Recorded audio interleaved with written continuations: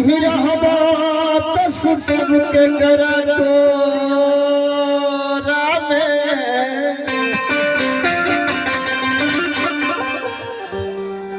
अरे आँखी के सोझा रह दिया के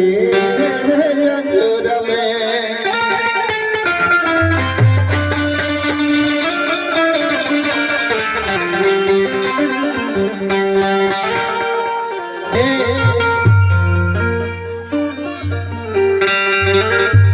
अरे हमारी राजा जी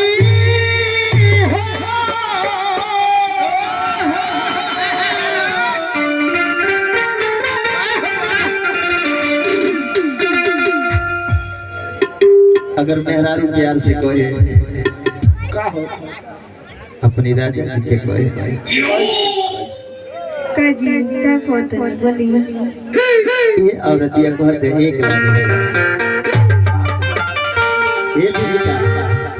दीपिका देख लो हाय औरत कहते अखबारी में सट गए भैया अरे हमारी राजा जी हो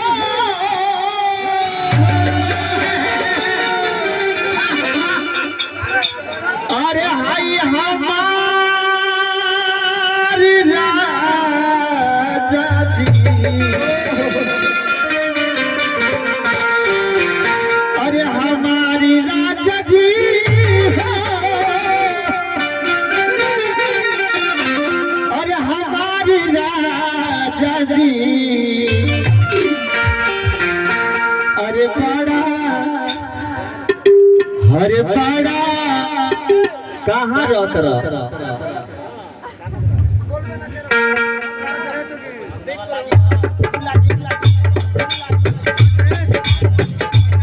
हमारी राजा जी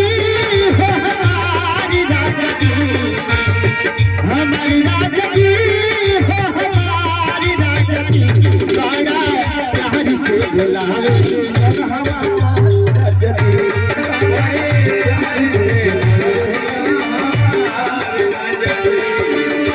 हमारी राजा जी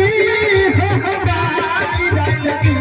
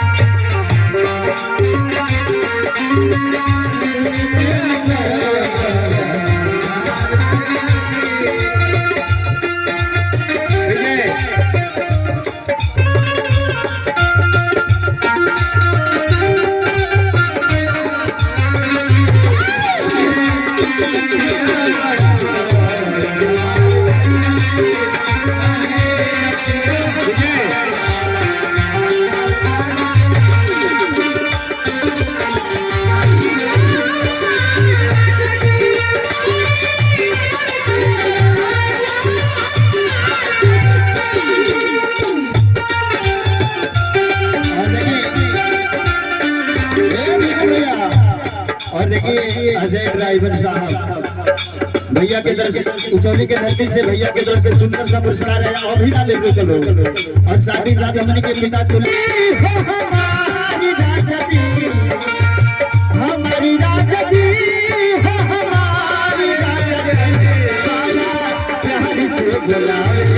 हमारी राजा जी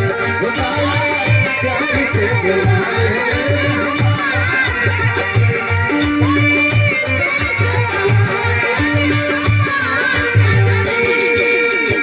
एक और पुरस्कार है हमारे हृदय के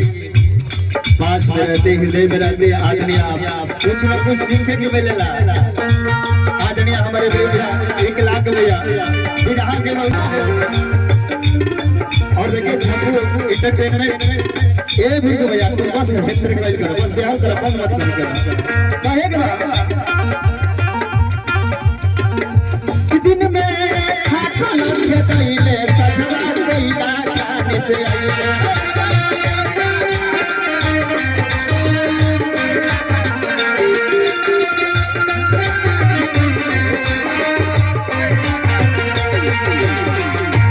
दिन में खाकल खेतैले सजवा कोइला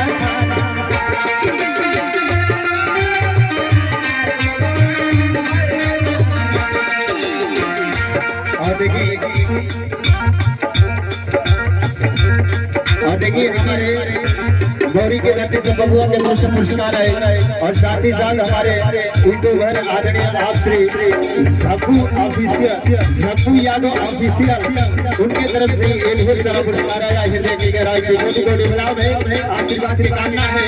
लेकिन का एक भाई मुस्कान दिन में ठाकुर खेतैले सजवा कोइला काने से आइले दिन में